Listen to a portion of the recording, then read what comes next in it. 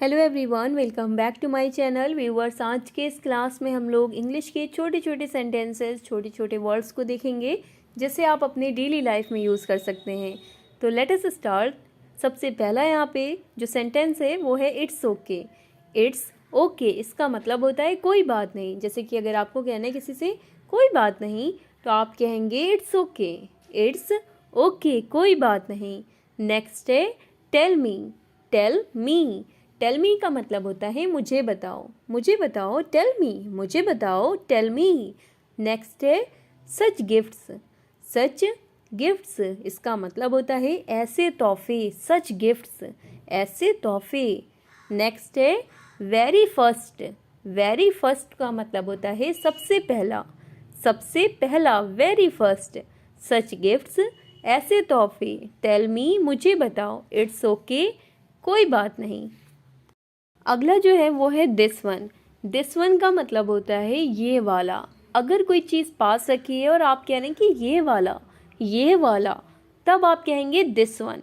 लेकिन अगर कोई चीज़ दूर रखी है और आपको कहना है कि वो वाला, ठीक है, वो चीज़ दूर है, तब आप डैट का इस्तेमाल करेंगे और आप कहेंगे डैट वन, वो वाला। डैट वन, वो वाला। ध्यान रखिएगा, दूर के लिए आप डैट का यूज़ करेंगे और पास के लिए आप दिस का इस्तेमाल करेंगे। दिस वन, ये वाला।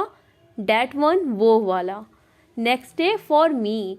फॉर मी यानी कि मेरे लिए। फॉर मी का मतलब होता है मेरे लिए। जैसे कि अगर आपको कहना है क्या तुम मेरे लिए टैक्सी बुलवा दोगे, तो मेरे लिए के लिए आप कहेंगे फॉर मी। उसी तरह से फॉर यू यानी कि तुम्हारे लिए। फॉर यू, तुम्हारे लिए।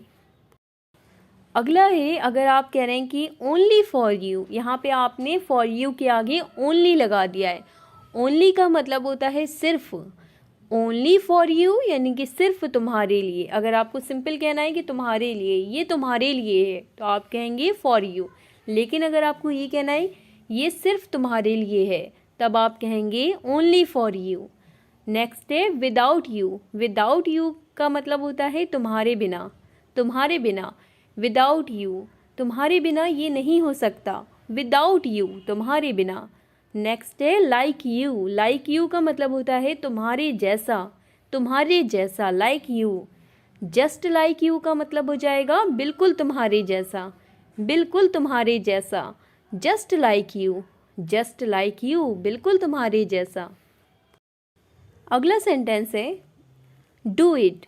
डू इट इसका मतलब होता है इसे करो। जैसे कि अगर किसी को कहना है कि इसे करो, इसे करो, कोई होमवर्क है, आपको कहना है इसे करो, तो इसके लिए आप कहेंगे डू इट। डू इट, इसे करो। लेकिन अगर आप डू इट के साथ फास्ट ऐड कर देंगे वर्ड, तो बन जाएगा डू इट फास्ट। इसका मतलब हो जाएगा इसे जल्दी करो। जैसे कि अगर आप कह रहे हैं इसे जल्दी करो, तो आप कहेंगे do it fast. Do it fast, इसे जल्दी करो। लेकिन अगर आपको सिर्फ यही कहना है कि इसे करो, तो आप कहेंगे do it.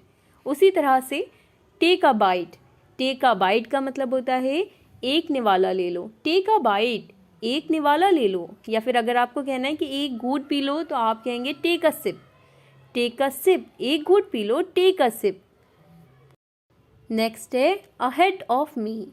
Ahead of me इसका मतलब होता है अहेड ऑफ मी यानी कि मेरे आगे। अहेड ऑफ मी, यहाँ पे मी जुड़ा है, तो मी का मतलब मेरे, ठीक है। अहेड ऑफ मी यानी कि मेरे आगे। अहेड ऑफ मी, मेरे आगे। लेकिन अगर हम मी को हटा करके ऑल लगा देंगे तो बन जाएगा अहेड ऑफ ऑल। इसका मतलब हो जाएगा सबसे आगे, ठीक है। अहेड ऑफ ऑल, सबसे आगे। अहेड ऑफ मी, मेरे आगे। उसी तरह से अब हम लोग मी और ऑल को हटा करके यू लगा देंगे, तो बन जाएगा अहेड ऑफ यू यानी कि तुमसे आगे। अहेड ऑफ यू, तुमसे आगे। उसी तरह से अहेड ऑफ अस यानी कि हमसे आगे। अहेड ऑफ अस, हमसे आगे। अहेड ऑफ यू, तुमसे आगे। अहेड ऑफ ऑल, सबसे आगे। अहेड ऑफ मी, मेरे आगे। अगला जो वर्ड है वो है डोंट फाइट। डोंट फाइट, जैसे कि अगर आपको कहना है कोई लड़ाई कर रहा है, आपको कहना है कि लड़ाई मत करो, ठीक है, लड़ो मत या लड़ाई मत करो, तो आप कहेंगे डोंट फाइट। डोंट फाइट, लड़ाई मत करो। Don't fight. उसी तरह से अगर आपको कहना है कि कूदो मत, तो आप कहेंगे डोंट जंप। डोंट जंप, कूदो मत। लड़ाई मत करो, डोंट फाइट। कूदो मत, डोंट जंप। नेक्स्ट है वाई सो। वाई सो का मतलब होता है ऐसा क्यों। मैंने एक शॉर्ट भी बनाया था जिसमें मैंने यूज़ ऑफ वाई बताए थे, तो अगर आपने वो शॉर्ट नहीं देखा है तो आप शॉर्ट देख लीजिएगा। शॉर्ट मुश्किल से 60 सेकंड के होते हैं, उसे आप ज़रूर देख लीजिएगा, मैंने उसमें सब कराया हुआ है। ठीक है, जैसे कि दैट्स वाई का मतलब होता है इसीलिए। अगला वर्ड है with us. With us, with us का मतलब होता है हमारे साथ। विद का मतलब साथ और अस का मतलब हो जाएगा हमारे। ठीक है, हमारे साथ, विद अस, हमारे साथ। लेकिन अगर अब हम अस को हटा करके हिम लगा देंगे तो बन जाएगा विद हिम, और विद हिम का मतलब होता है उसके साथ। विद हिम, उसके साथ, वो उसके साथ गया, विद हिम, उसके साथ। उसी तरह से विद मी, विद मी का मतलब हो जाएगा मेरे साथ, विद मी, मेरे साथ। उसी तरह से विद के साथ अगर आप यू को ऐड कर देंगे तो बन जाएगा विद यू, यानी कि तुम्हारे साथ, विद यू, तुम्हारे साथ। अगला है विद के साथ अगर आप देम को ऐड कर देंगे तो बन जाएगा विद देम, यानी कि उनके साथ। यहाँ पे कई की बात हो रही है, विद देम, उनके साथ। उसी तरह से अगर हम लोग विद के साथ लगा देंगे ऑल तो बन जाएगा विद ऑल, इसका मतलब हो जाएगा सबके साथ, विद ऑल, सबके साथ।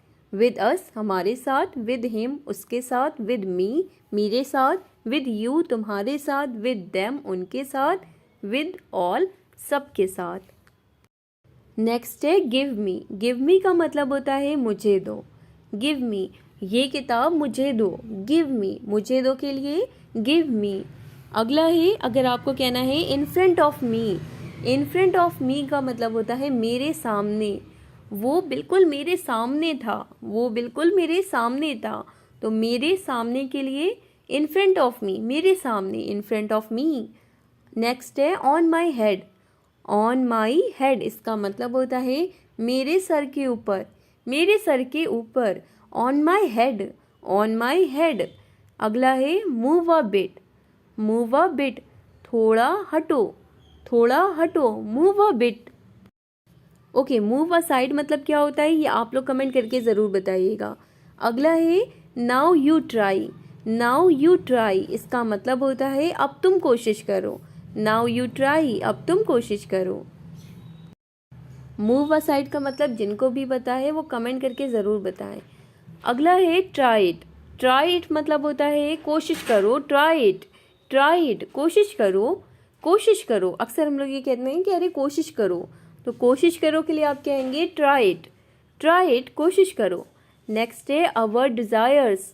अवर डिज़ायर्स, इसका मतलब होता है हमारी ख्वाहिशें, हमारी ख्वाहिशें, अवर डिज़ायर्स। नेक्स्ट है बिहाइंड ऑल।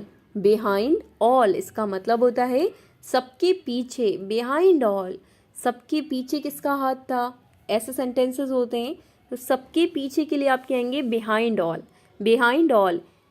अगला है योर प्लेस। योर प्लेस का मतलब होता है तुम्हारे यहाँ, योर प्लेस, तुम्हारे यहाँ, तुम्हारे यहाँ, योर प्लेस। नेक्स्ट है in what way. In what वे का मतलब होता है किस तरह से, in what way, in what वे, किस तरह से, इन वॉट वे, किस तरह से। बिहाइंड ऑल, सबके पीछे। अगला है फ्रॉम व्हेन।